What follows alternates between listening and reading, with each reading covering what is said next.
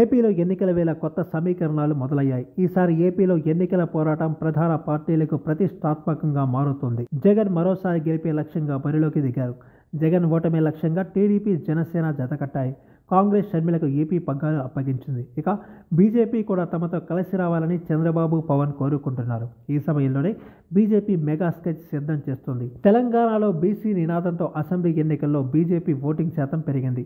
ఇదే సమయంలో ఏపీలోనూ అలాంటి వ్యూహమే అమలు చేయనున్నట్టు తెలుస్తుంది. ఏపీలో పొత్తుతో వెళ్లడమా, ఒంటరిగా పోటీ చేయడమా అనేది పార్టీలో చర్చ సాగుతుంది. అలాగే సొంతంగా ఎదిగేందుకు ఉన్న అవకాశాలపైన కసరత్తు చేస్తుంది.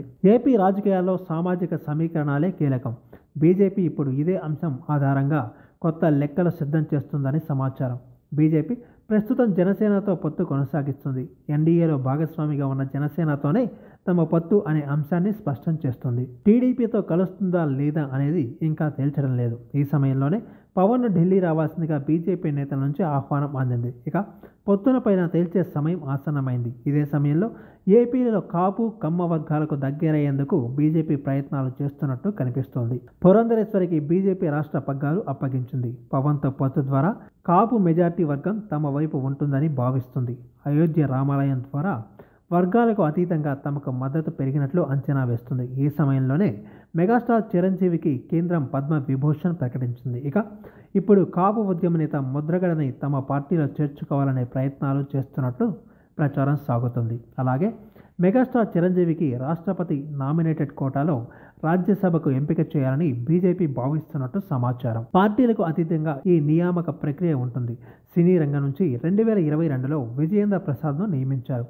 ఇప్పుడు చిరంజీవికి అవకాశం ఇవ్వడం ద్వారా కొత్త వ్యూహం సిద్ధం చేస్తున్నట్టు చెబుతున్నారు. గతంలో చిరంజీవి రాజ్యసభ సభ్యుడిగా ఉండి కేంద్ర మంత్రిగా పనిచేశారు.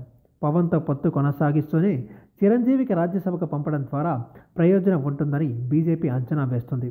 నామినేటెడ్ కోటాలో ఈ ఏడాది 4 సభ్యుల పదవి విరమణ చేయనున్నారు.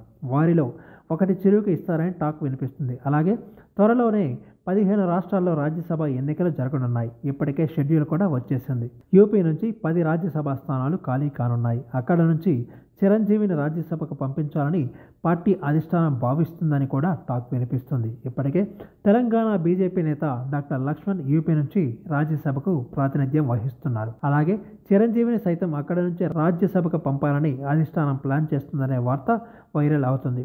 కేంద్రంలో బీజేపీ అధికారంలోకి వచ్చాక రాజకీయాలకు దూరంగా ఉంటూ వచ్చిన చిరంజీవి సినిమాలపై ఫోకస్ పెట్టారు. మరి ఇప్పుడు బీజేపీ ఆఫర్ను అంగీకరిస్తారా లేదా అనేది ఆసక్తికరంగా మారింది. ఈ వీడియో మీకు నచ్చినట్టయితే లైక్ చేయండి, షేర్ చేయండి, కామెంట్ చేయండి, సబ్స్క్రైబ్ చేయండి.